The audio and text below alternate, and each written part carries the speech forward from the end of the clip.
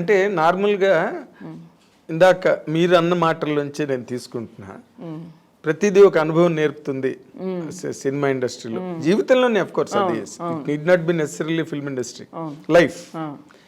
ఈ 12 ఏళ్లలో మీరు బాగా నేర్చుకున్న గుణపాఠాలు ఏంటి? మీకు గుణపాఠాలు నేర్పిన సంఘటనలు ఏంటి? ఒకవేళ మీరు గబుక్కుని చెప్పాలంటే 1, 2, 3 ఏం చెప్తారు? నేను చాలాసార్లు చెప్పాను సార్, జబర్దస్త్ అనే సినిమా సార్. అంటే చాలా 6 ఏళ్ళు కష్టపడితే వచ్చిన సక్సెస్ అన్ని అలా మొదలైంది. సో ఆ సక్సెస్ని కాపాడుకోగలమా అన్న భయంతో చేసిన సినిమా అది. అంటే చాలా మంది నాకు నువ్వు ఇది చేయకపోతే నీ నెక్స్ట్ సినిమా నువ్వు పోతావు, అయిపోద్ది, ఇలా చేయకూడదు, అలా చేయకూడదు అంటే యాక్చువల్గా నేను కళ్యాణ వైభోగం చేయాలి నెక్స్ట్ ఇమీడియట్గా. అది చెప్పిన కథా సిద్ధార్థ్ సమంతకు కూడా కళ్యాణ వైభోగమే. తర్వాత ఎన్నో కారణాల వల్ల అది మారిపోయింది.